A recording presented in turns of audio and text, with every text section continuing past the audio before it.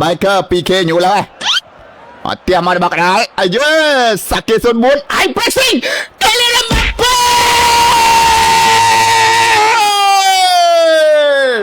កេលីនអំបាហ្គោ yes អំបាប៉េអូយអាប៉េនិយាយថាចង់ជប់បាសទេឥឡូវហ្មងនិយាយថាចង់ជប់បាសទេឥឡូវហ្មងនេះចង់ជប់បាសទេឥឡូវដឹងដែរ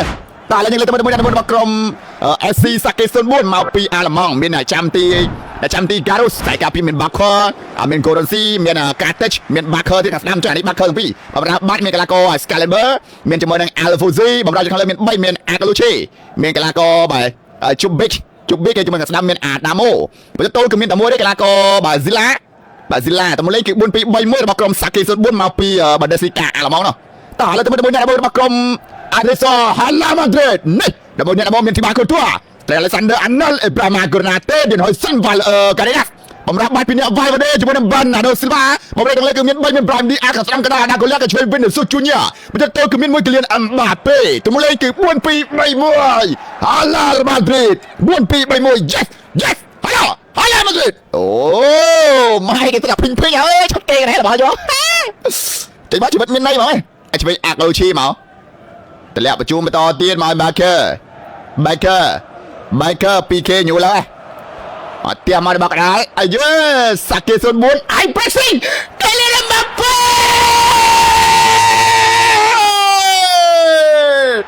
កេលីនអំបាហ្គោ yes អំបាប៉េអូយអាប៉េ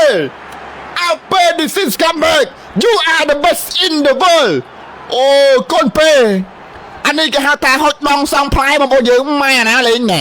ហុចដងសងផ្លែផ្លឹបពី Kylian Mbappe បញ្ចប់ទីមិនអោយប្លត់ទេ Kylian Mbappe Goal Mbappe 1-0 so easy fucking in the game absolutely goal កប់3បងប្អូនយើងខមមិនអសរខ្មែរច្រើនណាស់ខ្ញុំស្រឡាញ់មែនតើលើកមកទៀតតែ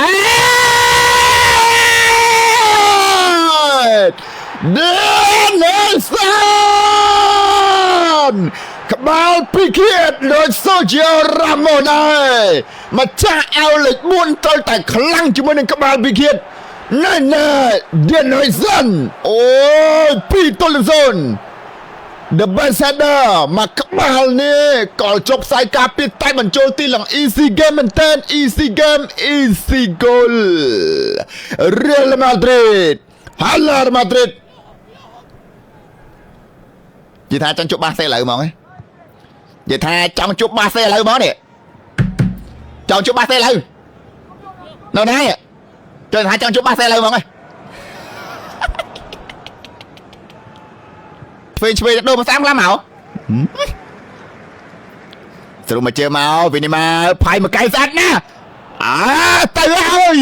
ឱកាសរបស់រៀលម៉ាឌ្រីតគាត់បែរទី3ឲ្យកាច់ឡើងបានទេកាត់ជុំមក XP yes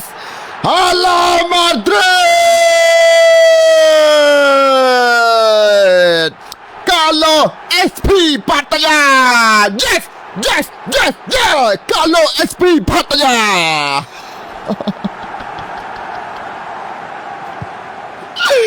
អូ3-0 Real Madrid តែមកក្បាលស្អាតដូចផ្កាចឹងបងប្អូនយើងអ្នកចាក់ឲ្យនេះស្អាតណាស់ Carlo XP អើយ